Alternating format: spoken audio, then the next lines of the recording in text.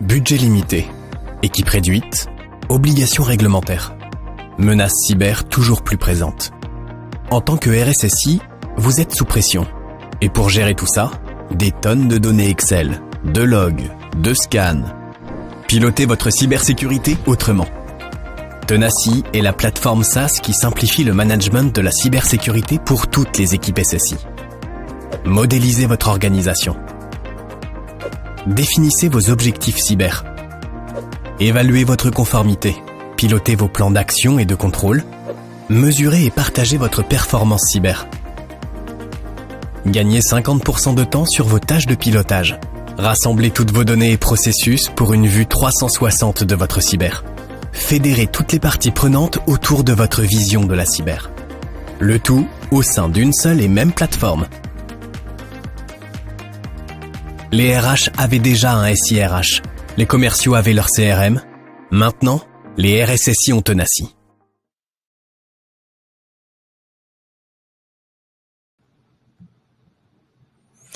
Bonjour à tous. Bienvenue à ce webinaire Tenacity. Vous l'avez vu, une nouvelle vidéo de présentation pour Tenacity.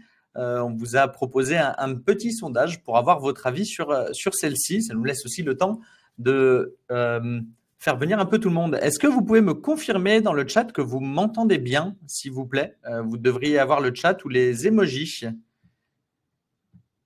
Oui, on m'entend. Parfait. Très bien. Allez, ça laisse le temps un peu à tout le monde d'arriver.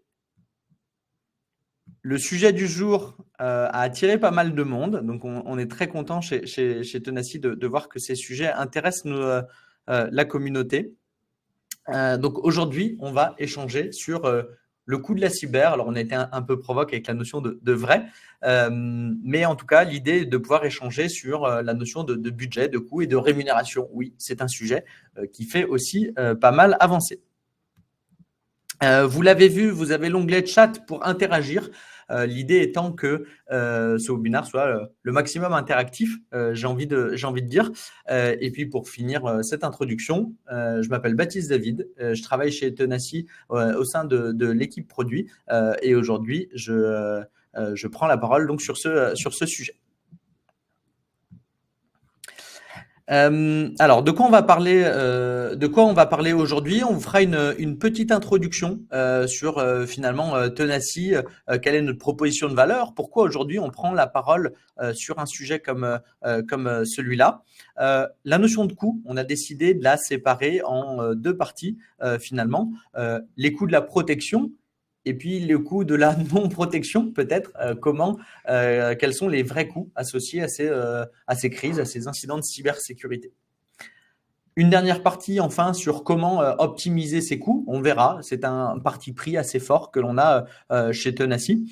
Et enfin, une session de questions-réponses. Alors, l'onglet chat étant ouvert, n'hésitez pas à interagir sur tout le long de ce webinaire sans attendre forcément la partie questions-réponses.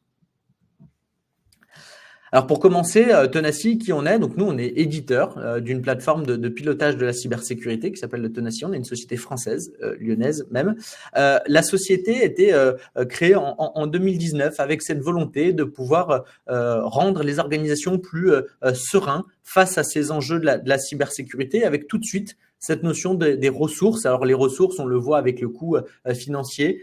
Il y a un enjeu très important aujourd'hui sur le marché qui est l'impact sur les personnes. Il y a beaucoup de sujets autour de l'état de santé des RSSI, sur la difficulté à tenir ce métier. Bref, l'outil, vous l'avez vu dans la vidéo d'introduction, qui doit vous permettre de faciliter le pilotage de la cybersécurité. On a voulu mettre quelques chiffres pour présenter ça. Donc, lancé en 2019, aujourd'hui, on a plus de 150 clients avec des ouvertures à l'international, plus de 50 salariés et puis des levées de fonds, qui nous ont permis aujourd'hui de pouvoir continuer à grandir et à proposer toujours plus d'accompagnement à nos clients. Alors, pourquoi aujourd'hui on a décidé, nous, Tenacity, de prendre la parole sur ce sujet? Pour un éditeur de logiciels, ça peut être un peu un peu bizarre. On ne va pas faire de démonstration de la plateforme Tenacy. Si le sujet vous intéresse, on vous encouragera à prendre rendez-vous pour en voir un peu plus. Mais finalement, c'est directement lié avec la vision de l'entreprise.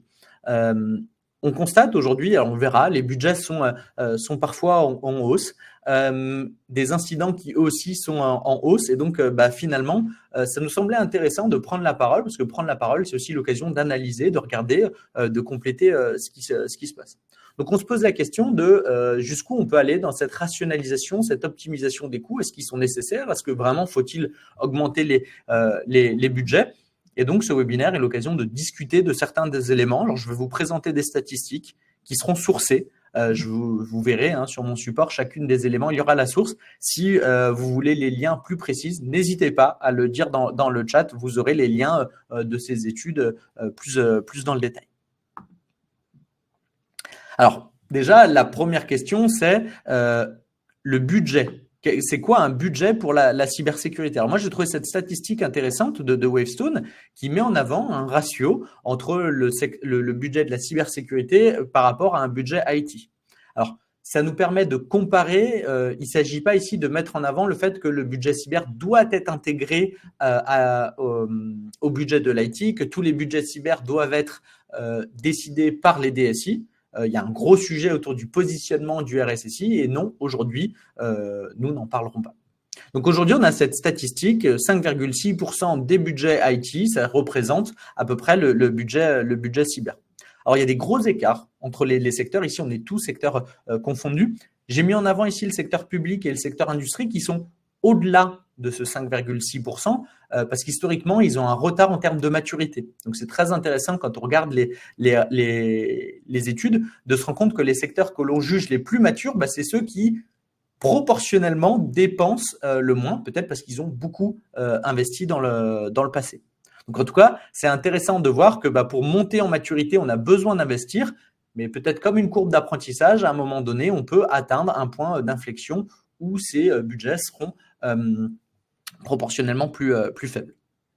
Et puis, il y a par contre un secteur qui ressort dans pas mal d'études. Là, j'ai Wavestone et ils font ce rapport-là depuis quelques années, donc on peut le suivre dans le temps, autour du service. Alors, le secteur du service est en retard en termes d'investissement et en retard également en termes de maturité cyber, parce qu'il y a un gros enjeu, c'est la notion de ROI de la cybersécurité. Donc, tout de suite, sur cette notion de coûts qui vont nous animer aujourd'hui, on se rend compte que oui, aujourd'hui, il est difficile de justifier le ROI de la cybersécurité. Et pourtant, ça va être essentiel quand on va aller chercher un budget, c'est de pouvoir justifier à quoi il va nous servir. Et là où le service a cet ADN, cette philosophie du retour sur investissement, c'est difficile de le faire. Alors, je l'ai évoqué. Ici, cette statistique qui vise à comparer un budget cyber par rapport à l'IT, c'est pas pour dire que le budget IT doit être intégré. Tout ça, il y a tout un enjeu autour de la prise de décision et du circuit de validation de ces budgets qui sont un peu en dehors. Alors, par contre, j'ai voulu me projeter par rapport à une ETI que j'ai imaginée de 100 millions d'euros de chiffre d'affaires. On retrouve aussi des chiffres. Donc là, j'ai une autre statistique qui vient de WalkMe qui nous fait le rapport entre le chiffre d'affaires et le budget de l'IT. J'applique après, à la suite de ça, mon 5,6% et je retrouve le fait que pour une ETI de 100 millions d'euros de chiffre d'affaires, on peut estimer que la normale, la moyenne, serait un budget cybersécurité qui serait au-delà de 200 000 euros. Je crois qu'on était à 207 d'après les calculs, mais on peut estimer à 200 000 euros. Tout ça pour dire qu'en introduction, ça adresse peut-être un état des lieux de ce qu'est aujourd'hui l'état d'un budget cybersécurité en France.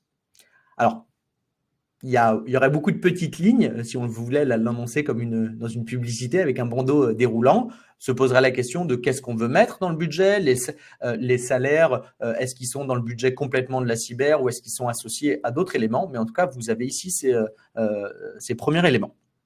Justement, qu'est-ce qu'on met dans un budget cybersécurité? La première étape, c'est le coût de la protection. Aujourd'hui, comment nos organisations en 2024 dépensent leur budget pour se protéger? Le premier aspect qu'on a l'habitude, quand on parle de cybersécurité, c'est la notion d'outils. Aujourd'hui, les organisations vont se doter de solutions de sécurité opérationnelle, vont souscrire à des services, à des licences. Alors, aujourd'hui, on ne parle plus trop de licences, on parle de services, vu qu'on a beaucoup de solutions qui sont en SaaS. Et le CES1 nous met en avant le fait qu'on a en moyenne plus de 15 solutions ou services dans chaque entreprise.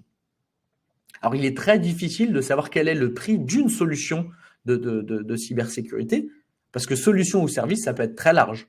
On peut avoir des EDR dont on va parler peut-être en dizaines d'euros par mois et par poste. On peut avoir des solutions d'entreprise comme des solutions de backup qui vont avoir des éléments de volume différents. Mais en tout cas, on a une quinzaine de solutions pour lesquelles il faut payer pour avoir ces éléments-là. Ce qu'il faut bien voir, c'est que ces solutions, elles vont avoir plusieurs impacts sur votre budget. On aura la notion de licence et de souscription, les coûts directs. Il faut payer pour avoir ces solutions. Je mets à part les solutions open source, bien sûr. Et puis, il va y avoir aussi du temps que vous allez devoir allouer à ces solutions. Que ce soit de la formation ou que ce soit, alors là, j'ai mis un peu le triptyque, exploitation, MCO, MCS, qui est bien ici le run, le fait de pouvoir utiliser correctement ces solutions. C'est un peu un constat que l'on fait chez Tenacy, c'est que parfois on arrive à avoir du budget pour souscrire des solutions, mais vu que derrière les ressources humaines et les temps et les journées ne font que 24 heures et qu'on ne veut pas tout passer 24 heures au travail, il peut y avoir un déséquilibre. Et on le verra quand on veut analyser ce budget, forcément, on va investir sur des solutions qui ne seront pas utilisées parce qu'on n'a pas le temps, parce qu'on ne sait pas faire, parce qu'on n'était pas formé.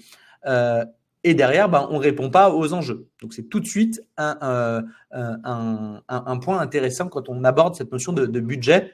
L'achat de la solution ne suffit pas. Le deuxième point que l'on voit sur cette notion de protection, c'est que les solutions se multiplient. L'innovation est très présente en cybersécurité. Wavestone a sorti son radar des startups, dont Tenacy a l'honneur de faire partie aujourd'hui dans cette catégorie Scale-up. On retrouve plus de 50 nouvelles solutions de cybersécurité. C'est une excellente nouvelle. Les éditeurs, les technologies arrivent à suivre ces éléments. Par contre, est-ce que les équipes et les budgets derrière arriveront à suivre ? C'est toute cette analyse qu'il faut faire. C'est quelle solution avez-vous besoin, à quel moment, à quel endroit ? Et on le verra, c'est d'ailleurs ce qu'on vous propose de pouvoir éclairer comme prise de décision avec Tenacy. Et puis, il y a un gros sujet, c'est la notion du surinvestissement sur ces solutions pour diverses raisons, que ce soit historique, technique, politique, j'ai envie de dire, dans des organisations. Il n'est pas rare de souscrire, et on le constate, des solutions qui sont au pire en doublon, c'est-à-dire que vous allez avoir deux technologies qui peuvent adresser les mêmes use cases, des solutions qui ne sont pas utilisées parce qu'elles ne sont pas déployées et vous pouvez avoir accès à des services de sécurité, par exemple pour tout ce qui va être veille, vous l'avez au travers différents acteurs sans même le savoir. C'est des options que vous n'avez pas en visibilité, des solutions qui ne sont pas déployées, qui ne sont pas optimisées parce qu'il peut y avoir différents add-ons. Et donc, sur le cœur même de cette solution, si derrière on veut savoir comment optimiser ses budgets, il y a peut-être un sujet de faire un état des lieux de quelles sont les solutions de sécurité, à quoi elles vous servent, est-ce que vous les exploitez pleinement avant de pouvoir rajouter un élément et de passer de 15 à 16. Alors bien sûr, si vous n'avez pas le strict minimum et si vous avez l'habitude de me suivre, moi je parle beaucoup aujourd'hui de mes essentiels, de pouvoir faire du patch, de la protection, du MFA, des sauvegardes, c'est les solutions de base. Mais attention à ne pas empiler ces différentes couches. La défense en profondeur est intéressante, mais si on se rend compte que le mur il n'est pas aussi fort que ce qu'on croyait, ça peut poser des problèmes. Toujours sur ce sujet de la protection, quel est l'état aujourd'hui et quelles sont les ressources humaines associées à la cybersécurité? Alors, je me suis encore appuyé sur cette étude de Wavestone. Aujourd'hui, on nous dit on a un employé sur 1300 qui sont considérés comme des experts cybersécurité. Alors, la notion d'expert cybersécurité est un peu floue dans cette étude, je le conçois. Mais en tout cas, dans une organisation, en moyenne, on a une personne pour 1299 employés qui travaillent dans la cybersécurité. Avec une grosse hausse, alors là, j'ai les chiffres de 2023, déjà, on a une hausse de 11% par rapport à 2022. Donc, c'est énorme, les équipes se constituent, grandissent. Au vu de l'importance des enjeux de la cybersécurité, c'est normal. Encore une fois, on a des gros enjeux ici. On a des grandes différences sectorielles. Alors, j'ai remis la finance et le public parce que malheureusement, ce sont un peu les deux opposés, avec la finance qui est un secteur qui est plus mature, qui a commencé à faire de la cybersécurité il y a plus longtemps, qui a peut-être plus de capacité à recruter. On reviendra sur ces notions-là. Et le public qui est un peu historiquement en retard sur ces éléments. Et on se rend compte qu'entre sur 358 et 1 sur 3000, je vais arrondir, il peut y avoir d'énormes écarts, mais ces écarts se resserrent. On reviendra sur la rémunération, notamment dans le secteur public. Des efforts sont faits pour pouvoir constituer ces équipes pour répondre à l'importance des enjeux. Comment on peut maintenant, peut-être que vous êtes dans la finance et que vous dites, mais moi, je n'ai pas ce rapport de 1 sur 358, j'ai besoin d'autres personnes, ou au contraire, on est trop. On ne le dira pas, peut-être pas trop dans ce cas-là, mais ce que l'on constate chez Tenaci en étant au quotidien avec les équipes cybersécurité qui utilisent notre plateforme, avec qui on échange, c'est que finalement, une équipe cybersécurité, elle peut intervenir sur tout un tas de sujets. En fonction, vous pouvez avoir de la gestion des tiers qui sont intégrés par la cybersécurité ou qui sont simplement adressés par les équipes juridiques. Vous pouvez avoir mis en place des actions de reporting qui peuvent être chronophages ou pas. Vous pouvez accompagner vos projets ou pas, ce qui fait que vous allez avoir besoin de plus de temps. Donc, encore une fois, on a évoqué le fait que pour se protéger, on avait besoin de solutions, on avait besoin aussi de people, et on a évoqué le fait qu'il fallait qu'ils sachent utiliser ces solutions, mais il peut y avoir des écarts, et voilà, ça vous fait peut-être des arguments pour y voir plus clair sur vous, RSSI, DSI, ou quel que soit votre rôle, où est-ce que vous vous situez à ce que l'on pourrait appeler une moyenne. Après, encore une fois, la moyenne, elle est à prendre en compte en fonction du secteur, de la maturité, des enjeux, de certification ou des choses comme ça. Bon, quoi qu'il en soit, je ne vais pas vous apprendre grand-chose aujourd'hui. Si je vous dis que la cybersécurité est en domaine en tension, j'ai vu plus de 15 000 postes qui seraient aujourd'hui ouverts en France, associés à des sujets de cybersécurité. Alors, cybersécurité est très large, que l'on veuille recruter un pentester, un chargé de projet, un chargé de conformité cybersécurité. En tout cas, il y a 15 000 postes qui seraient ouverts en France.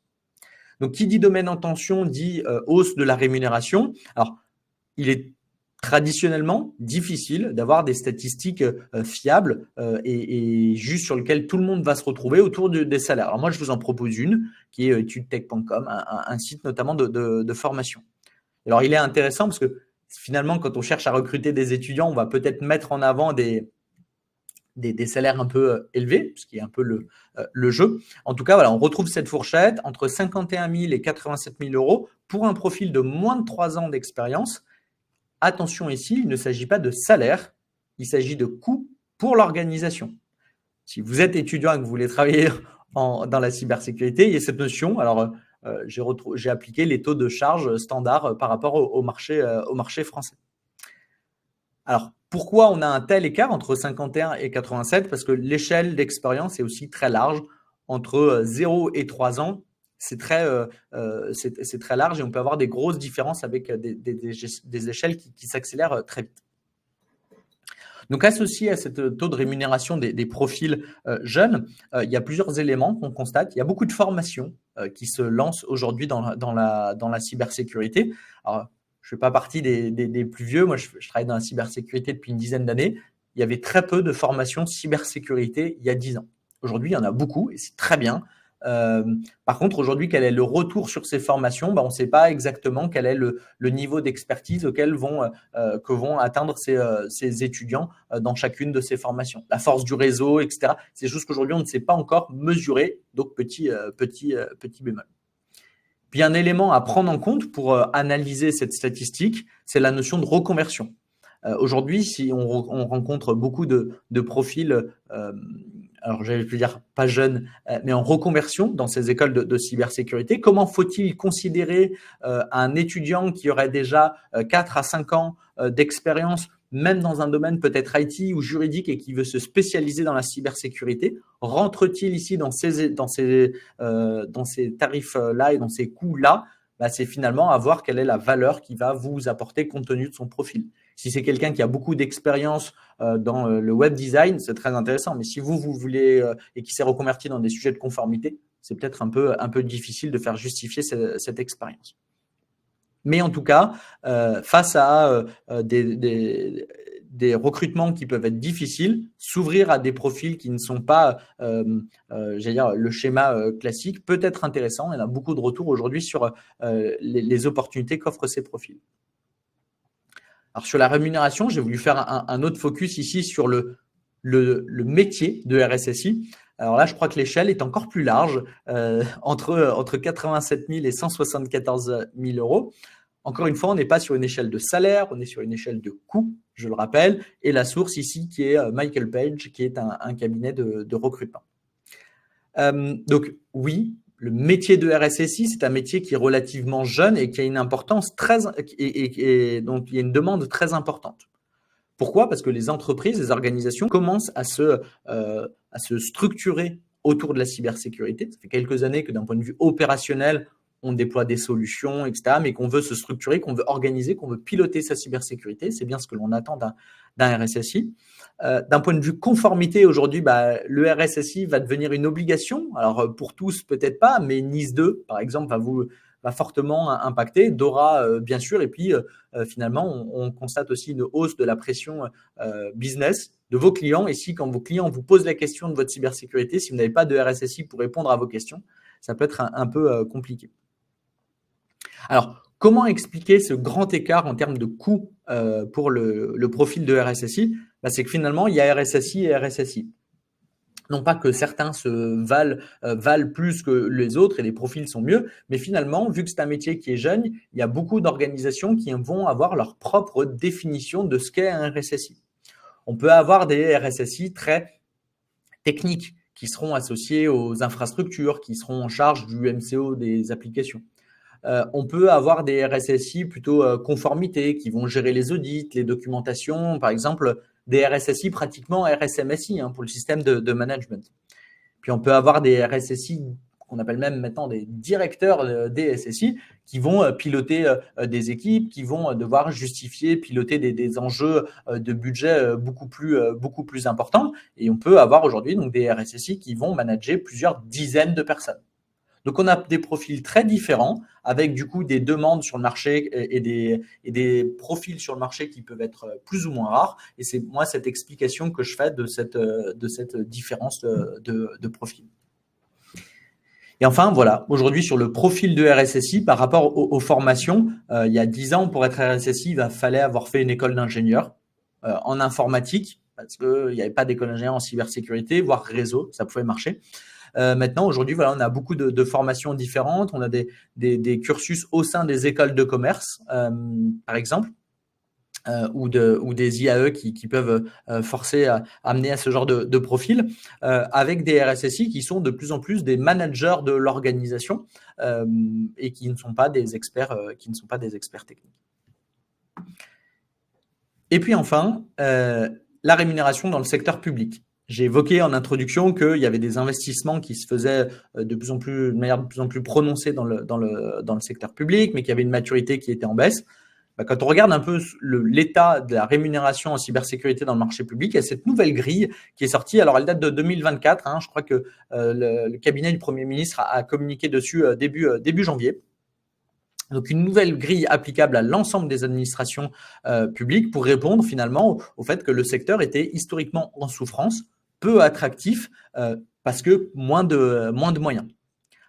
On a une hausse qui est assez significative par rapport à l'année d'avant. J'ai pris un exemple qui serait un analyste en détection d'intrusion. On a une hausse de la rémunération conseillée qui est de plus 27%. C'est assez important. Je vous en ai mis 5 dans cette nouvelle nomenclature des métiers. Alors, on pourrait discuter sur le fait qu'il y a des niveaux d'expérience. Est-ce qu'on peut être RSSI avec moins de 5 ans d'expérience ? Quelle est la différence réelle entre un analyste en détection et un analyste en traitement ? On le voit, en même temps, les écarts de prix et de coûts sont très faibles. En tout cas, aujourd'hui, c'est ce qui permet à ce secteur public de pouvoir monter l'attractivité du recrutement. Et puis, un élément qui est important, on le sait aujourd'hui, au-delà de la rémunération, il y a la stabilité, j'ai envie de dire, cet emploi qu'on va vous proposer. Et donc, la directive proposée et émise par le cabinet du Premier ministre finalement recommande aussi le recours au CDI plutôt que d'avoir des contrats plus courts. Alors, il y a eu des grandes communications et des analyses. N'hésitez pas à regarder si vous êtes concerné par ce secteur pour en savoir un peu plus longtemps. Donc finalement, qu'est-ce qu'on en retient jusqu'à présent? On a vu qu'il y avait un besoin, et ça aujourd'hui, oui, le marché a besoin de ressources en cybersécurité, que les ressources étaient très chères, voire très peu disponibles. Les durées de recrutement dépassent les budgets. On ouvre un budget avec un recrutement, on se rend compte qu'on arrive à trouver la bonne personne que pour l'année suivante. Et du coup, on se pose la question de l'externalisation. Quel est le coût d'un profil alors, encore une fois, expert cybersécurité, RSSI externalisé, un consultant. J'ai pris Michael Page, encore une fois, comme source. Et on se retrouve avec voilà, quelques éléments. Alors, je vous ai mis 850 € pour un profil. Alors, RSSI de moins de 2 ans d'expérience. Je vois d'avance les commentaires dans le chat ou sur LinkedIn sur ce genre de stats. Et puis, bah oui, avec des profils, des TJM qui augmentent pour des profils plus expérimentés. Ce qui est intéressant de regarder, c'est le coût sur un équivalent annuel. On a évoqué le coût pour une organisation, l'externalisation. Qu'est-ce qu'elle ramène en annuel? 218 jours par an, en termes de rémunération. Donc, on est bien évidemment plus cher que par rapport aux éléments de rémunération. Peut-être que dans la rémunération, il y a d'autres éléments à prendre en compte, etc. Finalement, donc, par rapport à cette problématique de l'externalisation, quels sont les avantages et les bénéfices? Alors, j'ai mis la disponibilité parce que finalement, il y a aujourd'hui pas mal de profils qui vont s'orienter vers ces modes de delivery et vous pouvez peut-être plus facilement trouver un RSSI disponible en tant que consultant. L'agilité, le fait de pouvoir peut-être coller à vos besoins. Si vous n'avez pas un besoin ou un budget pour pouvoir un RSSI en full time, bah, il est plus facile de trouver un consultant qui viendrait 1, 2, 3, 4 jours par semaine plutôt que de recruter en CDI à 50 à 80%. L'expertise et le regard extérieur, c'est assez intéressant. Je pense si vous voulez faire appel à un consultant, c'est ce qui va permettre à votre RSSI de pouvoir apporter ce qu'il a vu à l'extérieur chez vous. Parce que la cybersécurité, il y a tel qu'on l'apprend dans un livre et il y a des éléments qui vont nous dire que ça marche pas. Et le meilleur moyen finalement, alors c'est un peu bateau, mais le meilleur moyen d'apprendre, c'est de se tromper une fois et la fois d'après de pouvoir apprendre de ses erreurs. C'est le propre d'un consultant, une fois qu'il a appliqué quelque chose, une mise en conformité, déployer un projet, gérer un appel d'offres chez un client, bah, s'il le refait chez un autre, il peut aller plus vite parce qu'il l'a déjà fait. Il va pouvoir vous apporter ce qu'il a appris par ailleurs. Maintenant, à l'inverse, si on devait regarder les inconvénients de ces profils de RSSI, à l'inverse, quelqu'un qui vient de l'extérieur, il n'a pas de maîtrise de votre historique. Si je prends un projet classique, de choix d'un prestataire SOC ou de choix d'un prestataire ou du choix d'une solution de sécurité, il l'a peut-être fait dans une autre organisation, mais cette organisation était différente de la vôtre. Donc, il va peut-être vous apporter des choses. Maintenant, cette montée en compétence, cette appropriation de votre environnement va pouvoir prendre du temps. Et c'est peut-être un peu dur à dire, mais vous ne payez pas un consultant pour qu'il apprenne. Vous payez un consultant pour qu'il vous aide. Donc, d'où l'importance de trouver le bon profil qui aura soit la connaissance de votre organisation parce qu'il a déjà travaillé avec vous, d'environnements similaires pour pouvoir répondre à ces enjeux. Et quoi qu'il en soit, si on veut aussi ramener sur le sujet du coût, faire appel à un consultant, au-delà du coût en termes de facturation que ça va vous dégager, il faudra aussi travailler avec ces profils sur un profil RSSI délégué pour pouvoir faire cette montée en compétences et ça va donc impacter votre temps et donc votre budget à vous. Puis enfin, se posera la question de l'engagement et de la stabilité quand on veut déployer des nouveaux processus, une nouvelle manière de faire, une nouvelle gouvernance de la cybersécurité. C'est des choses qui peuvent être très longues et on le sait. Avec un profil consultant, on a forcément une certaine instabilité liée à des aspirations stratégiques, commerciales de votre interlocuteur. Alors, on a parlé des coûts des technologies, on a parlé des coûts des ressources humaines. Posons-nous la question du coût des processus. Moi, tout de suite, quand j'ai construit cette présentation, processus, cybersécurité, je pense à ISO 27001. C'est un bon élément. Combien coûte une certification ISO 27001 ? Alors, un peu impensif, ça dépend. Ça dépend, ça dépasse. Donc moi, je vais vous le dire, a priori, entre 70 000 et 220 000 euros. Mathieu dans le chat nous dit cher. Oui, mais cher comment? Est-ce que entre 70 et 220 000 euros pour un projet de mise en conformité, c'est cher?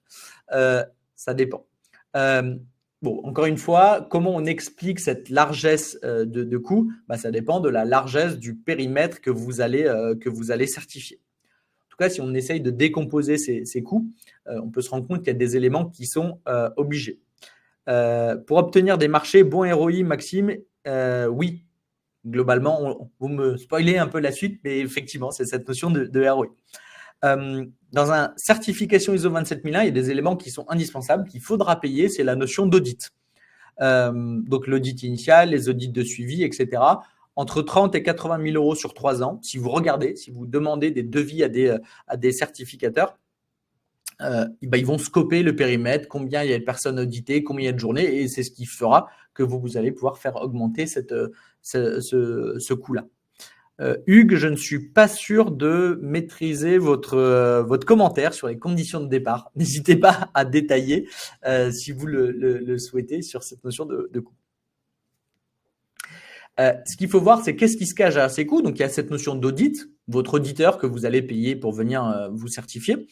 Vous allez avoir des éléments en interne qui peuvent vous coûter des coûts, de la formation, parce que tout le monde chez vous ne maîtrise peut-être pas, de la sensibilisation, expliquer à tous les acteurs du SMSI qui ne sont peut-être pas experts cybersécurité qu'est-ce que ISO 27001. Et puis, il va y avoir du build parce que vous allez peut-être revoir ou faire ou mettre à jour votre analyse de risque, construire de la documentation, tout ce qui est finalement dans le build. Et ce qu'il faut bien voir dans le SMSI, ici, on a des coûts de projet, donc de build, mais le SMSI, c'est pas un sprint, c'est un marathon qu'il faut courir. Alors, un marathon par jour sur lequel va impacter aussi votre capacité en run. Et donc, du coup, il y aura de l'impact sur vos budgets parce que sur vos équipes, sur votre charge, sur le reporting, sur le suivi, sur l'animation, sur le suivi des plans d'action, le déroulement des contrôles, la constitution des tableaux de bord, l'évaluation régulière, la gestion des dérogations. Bref, tous ces processus qui seront importants à intégrer et à faire vivre dans votre SMSI. Et donc là, on retrouve facilement dans beaucoup d'organisations le fait qu'un ETP complet soit dédié au MCO de ce SMSI. On l'a vu avec des coûts qui peuvent être entre à partir, on va dire même à partir de 60 000 euros pour votre organisation. Donc finalement, cette échelle 70-220 000, si on la voit sur 3 ans, qui est la durée normale d'un projet de certification, on rajoute le coût de MCO juste du pilote, on peut pratiquement faire x3. Je regarde un peu vos commentaires. Si la situation est médiocre, le coût de la mise en conformité va être plus important que si tout est carré dès le départ. Exactement. Mais comment on a fait pour arriver jusqu'à une situation carrée? Quand est-ce qu'on commence à compter les coûts d'un projet de certification? Je suis bien d'accord avec ça. Autre commentaire, on arrive à une conclusion simple. Pour la cyber comme pour le reste, il y a le coût direct, le produit, le projet, les coûts indirects, l'exploitation, la documentation et les coûts cachés, le changement d'organe, maturité, le durcissement des process, le reporting. Exactement. Et Mathieu, pour compléter, je dirais qu'aujourd'hui, on arrive plutôt à avoir une bonne vision sur les coûts directs, parce que c'est ce pourquoi on signe, le fait de recruter, le fait de souscrire à une solution, et que les coûts indirects, on n'en a pas forcément conscience. Et notre vision chez Tenaci, en plus Mathieu, vous connaissez un peu, c'est de jouer sur ces coûts indirects. Déjà pour les éclairer, pour avoir conscience de ce que c'est, et ensuite pour pouvoir les optimiser. Et enfin, sur le sujet de la protection et de l'ISO 27001, se pose une question, c'est qui doit porter ce budget? Maxime, tout à l'heure, vous me disiez, il peut y avoir un bon ROI sur la certification ISO 27001, bien sûr. Et d'ailleurs, c'est peut-être l'unique raison qui doit pousser les organisations à se faire certifier ISO 27001, c'est s'ils savent le ROI, pour quel marché, pour quel client, qu'est-ce que ça va leur apporter. Et du coup, est-ce que c'est un budget cybersécurité ou est-ce que c'est un budget pratiquement marketing, c'est un argument marketing de pouvoir être certifié? Se posent ces questions-là de qui doit porter le budget. Et puis plus globalement, pour la certification, au-delà de la certification,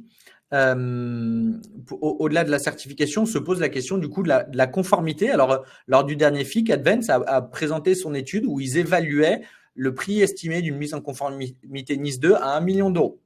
Alors là, pour répondre à la question, c'était en partant de zéro. Ils ont été assez clairs parce qu'il s'agit de déployer un EDR, d'appliquer l'hygiène de base. Il faut bien voir que NIS 2, ce sera l'hygiène en cybersécurité assez basique.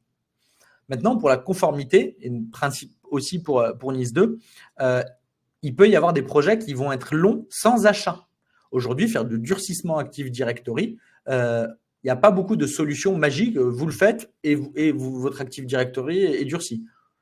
Ou alors, quels sont les impacts aujourd'hui sur votre production? Alors, j'ai une question. À votre avis, ISO 27001 serait dans le budget cyber? J'ai envie de dire, ça dépend. Ça dépasse. Il y a des éléments qui seront dans le budget cyber parce que un RSSI ou un RSMSI doit être associé à ce budget cybersécurité, donc ne serait-ce que le salaire. Maintenant, ce qui va être prestation associée à cette certification, que ce soit l'audit, que ce soit de l'accompagnement, au maximum, non. Le RSSI, lui, peut faire de la cybersécurité sans avoir la certification. Donc, qui est spécifique à la certification, je pense que ça peut facilement se défendre d'aller le faire porter auprès de sponsors extérieurs qui seront intéressés à cette certification.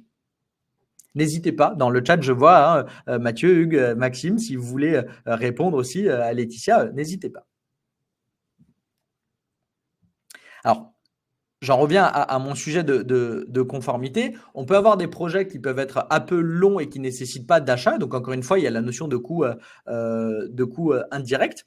Il y a la notion d'enjeu et de sensibilisation à ces enjeux. Alors là, je dirais, en termes de ressources, ça ne va pas vous coûter cher parce que faire animer des ateliers de discussion et d'expliquer, ça ne coûte pas cher.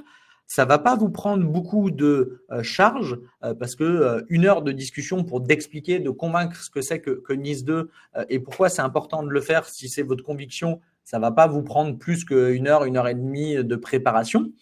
Par contre, il y a la notion du délai qu'on ne met pas en compte directement dans le budget, mais de pouvoir, la force de la pédagogie, répéter. Donc, je pense que c'est un élément à prendre en compte. Et puis enfin, associé à la conformité, il y a des éléments qui peuvent coûter cher. Le scoring de conformité. Aujourd'hui, c'est des choses qu'on ne sait pas exactement comment faire. Il y a des solutions qui existent, dont Tenacy fait partie. Mais historiquement, il y a peu de solutions dédiées à ces éléments. Et le scoring extérieur, voilà, avec des périmètres qui peuvent être très larges, ça peut être des sujets qui peuvent être importants. J'ai voulu rajouter cette statistique-là du dernier rapport Splunk sur…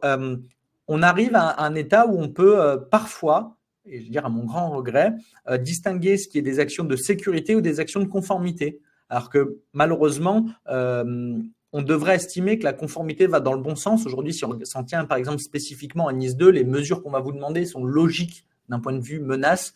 Durcir son Active Directory, avoir des EDR, traiter correctement les incidents, c'est assez logique. Par contre, dans certaines conformités, on va avoir des coûts et Mathieu, vous parliez tout à l'heure du 3e type de coût de surcharge qui, là, vont être peut-être à l'inverse de la protection. Parce que du surcontrôle va vous prendre du temps et va parfois vous empêcher de pouvoir vous sécuriser. J'essaie de suivre d'un œil les discussions sur le budget ISO 27001.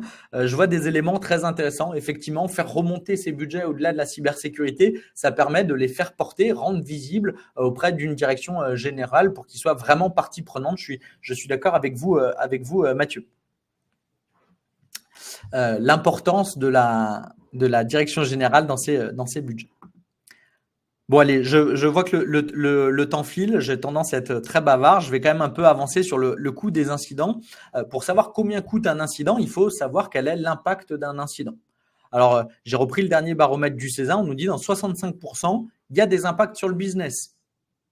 Donc, il y a des impacts peut-être directs en termes de coûts, parce que ça bloque la production, parce que vous perdez le site web. Vous avez un peu les différents sous-cas. Mais donc, oui, aujourd'hui, la cybersécurité, quand on en subit l'impact, va impacter ces différents éléments. Alors, on retrouve la notion d'impact financier direct. Alors, il y a le fameux paiement d'une rançon, dont on reviendra, et puis des coûts indirects, parce que ralentissement des processus, par exemple, avec un mode dégradé.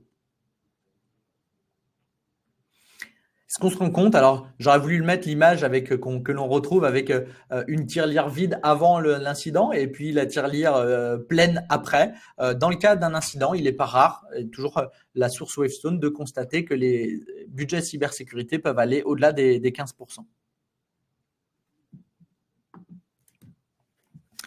Alors, le coût d'un incident. Alors, j'ai trouvé deux statistiques. Il y a un rapport assez important.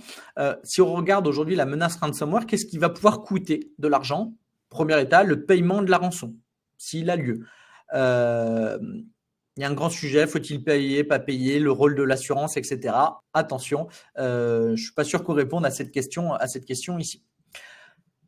L'animation, la gestion logistique de la crise. Alors, il y a des éléments très simples. J'ai participé à un retour d'expérience d'un client qui nous disait que finalement, ce qui avait peut-être coûté très cher, lui, c'était des retours en taxi parce qu'à 4 heures du matin, il fallait renvoyer les gens chez eux et avoir des tas de taxis qui tournaient pour ramener tout le monde et pouvoir gérer la crise en H24. Et c'est pas des choses sur lesquelles les organisations sont basiquement équipées. Donc, ça peut aussi avoir des coûts en plus d'un animateur extérieur qui vient vous aider à gérer ça. Vous pouvez faire appel à des solutions ou à des services techniques, cyber, du forensique, des coûts de reconstruction. Et là, le CHU de Brest nous dit juste la reconstruction du SI suite à une grande attaque ransomware qu'ils ont eu cet hiver, c'est 2 millions d'euros. La reconstruction. Il ne nous parle pas des coûts d'investigation. Le ransomware, forcément, c'est arrêt de la disponibilité. Donc, quid de l'arrêt de la production en fonction des environnements dans lesquels vous êtes. Et puis, vous pouvez avoir des services non cyber, de la gestion de la communication, de la relation presse, des accompagnements juridiques sur ces sujets de la gestion des incidents. Et finalement, le coût réel d'un incident, alors moi j'ai cette statistique, 297 000 euros pour une attaque ransomware en France, ça me paraît aujourd'hui très peu. Qu'est-ce qu'on a dans l'attaque? Est-ce que c'est que le pendant? On a un facteur 10 avec le CHU de Brest. Aujourd'hui, le coût d'un incident, il est difficile à quantifier. Et puis surtout, on le sait très, très, très longtemps après. Voilà. Donc, on sait que ça coûte, on sait que ça impacte. Maintenant, le nombre de zéros est peut-être un peu compliqué.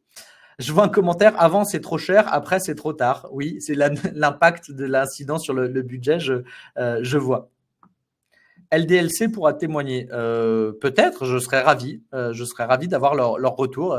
Si étant une société lyonnaise, je serais ravi de pouvoir faire un atelier local, dirons-nous. La sécurité coûte cher, mesurer le coût de l'insécurité. Exactement. Et puis, je voulais profiter aussi de cet élément, de ces coûts-là pour. J'ai vu. Alors, merci à Timo Léon qui nous a partagé ça. Le coût de la confiance. Quel est l'impact en termes d'image d'un incident de cybersécurité? J'ai voulu mettre en exergue deux éléments qui me sont remontés sur LinkedIn. Sur 3 mois, la cotation en bourse de Dell a fait 27% de hausse. C'est quand même un bon chiffre. Et sur cette même période, Dell a communiqué sur 2 incidents majeurs. Je crois qu'on parle d'une fuite de 40 millions de données utilisateurs. Donc finalement, alors c'est peut-être un peu triste, mais est-ce que c'est too big to fall? Est-ce que c'est qu'aujourd'hui, il y a des considérations financières qui vont au-delà de ces sujets cybersécurité? Mais c'est un peu compliqué de savoir réellement sur du long terme quel est l'impact de la cybersécurité pour les organisations. Alors, il y a des statistiques qui tournent sur le nombre d'entreprises qui ferment à la suite d'une cyberattaque. Je crois qu'elles ont été débunkées plusieurs fois. Il y a des liens qui existent. Je crois que c'est Camailleux qui a subi une liquidation il y a maintenant 2 ans, qui avait subi un très gros incident il y a quelques années auparavant. Maintenant, quel est le lien de cause à effet? Est-ce que c'est à cause ou c'est un accélérateur? Il est ici difficile de le voir. Bon, par contre, il y a quelque chose qui est un peu réel. Quand on parle de coût, c'est le coût de la sanction. Alors, on ne peut pas jouer sur ça en disant faites de la cybersécurité, sinon vous aurez des sanctions. Mais il y a quelques chiffres qui me paraissaient ici intéressants. Alors, j'ai remis les chiffres de Nice 2. Nice 2, entre 1,4% et 2% du chiffre d'affaires. Alors, c'est des minimums, hein, il faut le savoir, prévu dans la directive. C'est ce qui sera prévu dans le cadre de Nice 2, applicable à partir du 18 octobre. Alors, avant Nice 2, il y a eu RGPD. RGPD, cyber, le lien est pas toujours très simple à faire. Moi, j'ai voulu regarder parmi les sanctions publiques au RGPD, lesquelles l'ont été pour des défauts de cybersécurité. Article 32 ou article 44. Alors, j'ai ouvert à l'article 44 qui est sur la transmission, mais 32, c'est sur le défaut de sécurité. Ça me paraît pas beaucoup, 11 millions pour l'ensemble de l'Europe sur une année entière pour manquement de sécurité. Si on regarde le chiffre de la France, c'est 0. Il y a certains pays qui ne communiquent pas le montant des sanctions, qui communiquent sur le fait qu'il y a eu des sanctions, mais qui ne communiquent pas sur les sanctions. Donc, ça me semblait ici intéressant. Alors, l'Irlande, avec Meta, a tapé un grand coup. C'était il y a quelques années, donc ils ne sont pas dans ma statistique.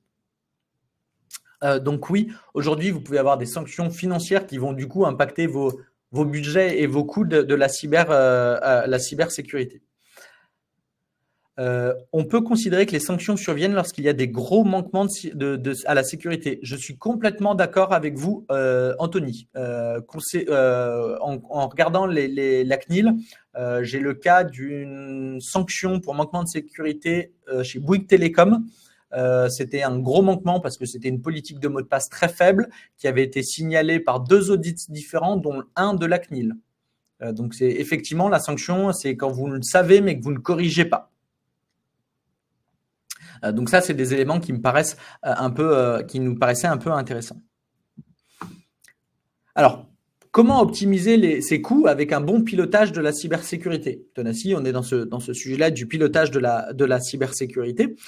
Pourquoi les optimiser? C'est parce qu'on a vu que les budgets augmentaient. Alors, j'ai pas fait l'état des lieux de la menace, mais on voit que les incidents peuvent coûter cher. Ils ont tendance à augmenter. Jusqu'où ça va aller? Déjà, pourquoi un mauvais pilotage de la cybersécurité, ça va multiplier vos coûts. Alors, pourquoi ça va le multiplier? Parce que un mauvais pilotage va générer des incidents, va générer un surinvestissement technique, parce que vous pouvez, l'exemple que je prenais, avoir multiplié l'achat de solutions qui ne sont pas maîtrisées, qui n'étaient pas nécessaires.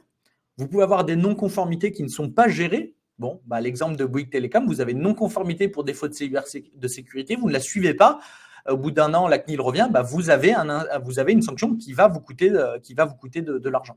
Vous pouvez perdre votre business. Alors, c'est un peu la suite de la non-conformité, mais on a évoqué l'intérêt de ISO 27001 pour atteindre certains marchés. Puis, vous avez une dépendance. Alors, c'est quelque chose qui est difficile à dire à des RSSI, mais pour une organisation, mal piloter sa cybersécurité, c'est se rendre dépendant d'un RSSI avec des coûts qui peuvent être importants parce que du coup, la personne devient indispensable. Et ça, pour une organisation, c'est compliqué. Sur la partie de gauche, ce que j'ai mis, c'est finalement ce que l'on appelait un mauvais pilotage, le fait de ne pas avoir de stratégie, de ne pas avoir analysé et communiqué sur ses besoins de sécurité. La supervision régulière, alors je ne suis pas en train de parler de la supervision technique, mais on a cette volonté chez Tonassi de pouvoir automatiser la mesure de votre niveau de conformité, la mesure de performance, et c'est ce qui va vous permettre de prendre des décisions. De mal communiquer, d'avoir une gestion des risques inadéquate, c'est-à-dire de prendre des décisions sur des croyances plutôt que sur des faits et sur une analyse de votre enjeu, de ne pas bien documenter ce que vous faites. Finalement, si on doit lire ce slide, à gauche, les causes, à droite, les conséquences. Donc, comment répondre à ces éléments-là? Avec la plateforme Tonassi. Donc, c'est une plateforme, donc un ensemble de use cases adressés de manière centrale qui va vous permettre de pouvoir collaborer, de pouvoir tracer tous vos processus de sécurité. Ce qu'on va faire en termes de pilotage pour pouvoir optimiser ces éléments-là, déjà, c'est l'automatisation et l'industrialisation. La plateforme va vous permettre de gagner du temps sur des actions assez simples, typiquement sur la collecte de KPI avec un certain nombre de connecteurs qui vont aller chercher de la donnée. On va industrialiser des processus qui vont vous permettre de facilement identifier quelle est la prochaine étape. On va faciliter sur la gestion des tiers, l'envoi et la relance, l'animation de cette communauté qui seront intégrés. Et puis le soutien à la prise de décision, c'est quelque chose qui est assez important chez Tenacy. Finalement, l'idée n'est pas de dire que vous allez, messieurs, dames, les RSSI, travailler moins, mais prendre la bonne décision au bon endroit, au bon moment. Et ça, c'est le propre de la solution qui va, au travers de ces différentes fonctionnalités, vous permettre ce genre de choses. Bon, l'idée n'était pas de faire une démonstration complète de la solution. Si vous voulez en savoir plus sur ce que la solution propose, on va vous partager un lien. Je pense que ça va être le cas. Partager un lien si vous voulez ici prendre rendez-vous. Hop, je vous le partage. Merci Laurine qui fait la modération pour aujourd'hui. Top. Quid de l'atteinte à l'image et la confiance? Ah, c'était une question pour Olivier. Je regardais si j'avais répondu. Je prends un peu les questions. Préfère accepter et payer l'amende si elles se font attraper par la patrouille. Alors moi, je vais participer au débat. Olivier, Anthony, si vous le voulez, je trouve que dans le cas de sanctions, les sanctions publiques aujourd'hui, en France, il n'y en a pas beaucoup et elles sont très peu visibles. Aujourd'hui, est-ce que vous pouvez me citer les grandes sanctions de la CNIL, même des entreprises que vous connaissez? Je vous ai mis une source, n'hésitez pas, le site est assez bien fait, Enforce Tracker, qui va vous mettre en avant pas mal de… Hop, elles étaient là. enforcementtracker.com. Il faut aller les chercher. Hein. Je trouve que sur des marchés B2C, la confiance par l'impact d'une sanction CNIL, je ne suis pas sûr qu'il y en ait beaucoup. Puis l'exemple de Dell est peut-être aussi encore plus un bon exemple. Bon, allez, j'avance un petit peu. Donc, si vous voulez en savoir plus sur Tenacy, n'hésitez pas. Sur notre prochaine actualité, dès demain, nous serons au Cyber Show à Paris. J'animerai un atelier jeudi à midi sur les problématiques de recrutement. Alors, on parlera des rémunérations un peu comme on l'a fait aujourd'hui, mais surtout avec un élément qui est comment convaincre votre boss que vous avez besoin de recruter. J'essaierai de vous transmettre quelques recommandations pour réussir cet exercice. Et les équipes seront présentes pendant 2 jours sur le stand 22. J'ai regardé le plan ce matin. Quand vous rentrez, vous tomberez sur nous. Le 4 mai, nous serons au Coter du numérique, donc pour accompagner les collectivités territoriales. Le 27 juin, nous ferons une masterclass. Alors, c'est un événement client Tenacy. Vous avez l'habitude si vous êtes client. Et au mois de juin, fin juin, la date est encore à valider.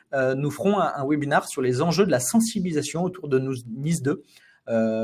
Quelles sont les nécessités et comment bien sensibiliser ses utilisateurs, mais aussi avec un sujet qui est apparu dans le chat autour de sa direction générale, la sensibilisation autour la sensibilisation des enjeux.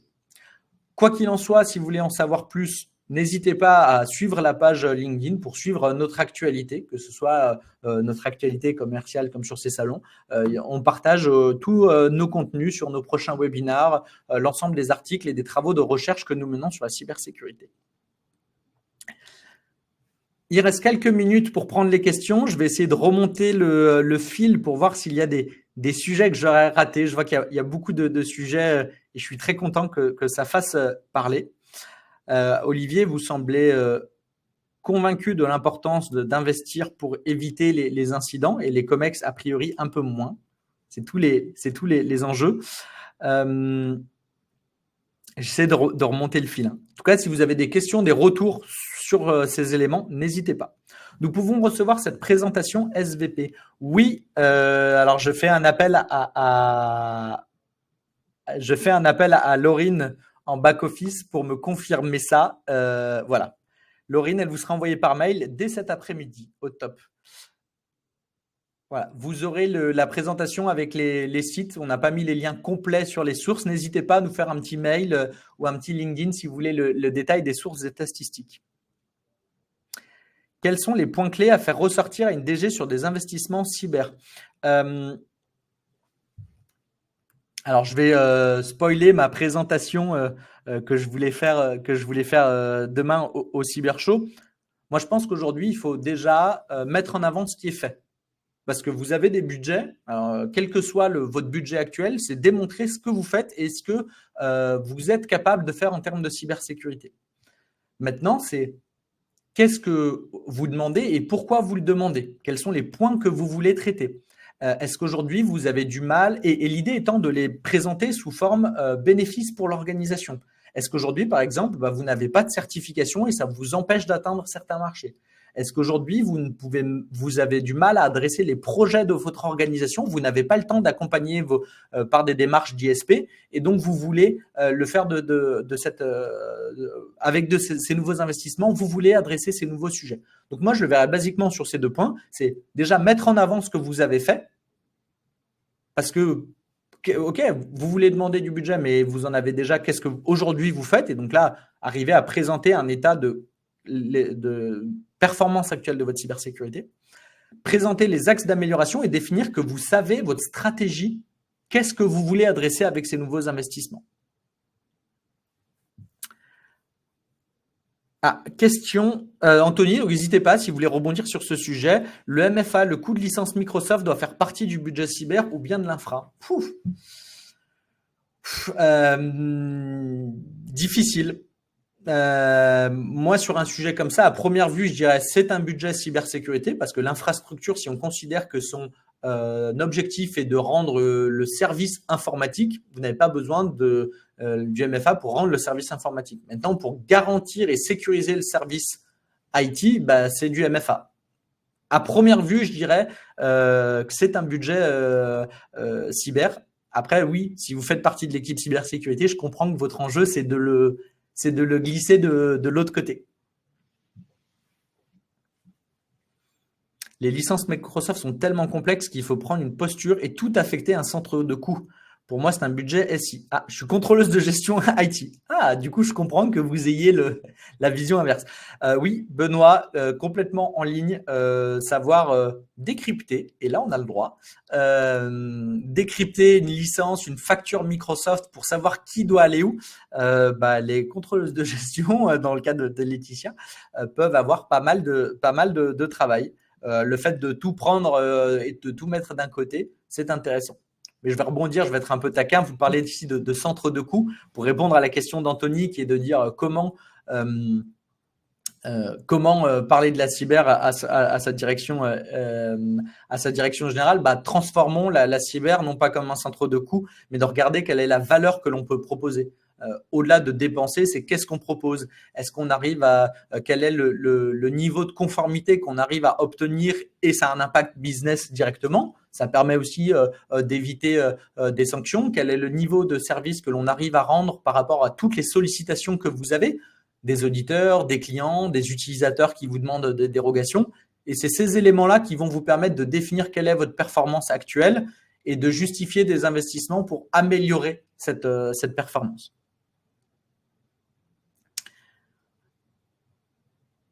Dans les mêmes licences, il peut y avoir de la protection du endpoint, de la bureautique, de la gestion des identités. Exactement. Ça peut être avec les packages de licences, ça peut être un peu plus compliqué.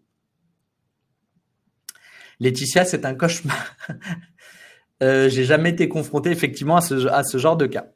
Le temps avance, il va être pour moi le timing de vous dire au revoir. Merci beaucoup pour toutes vos participations, pour toutes vos questions, pour ces super échanges à l'atelier du jour.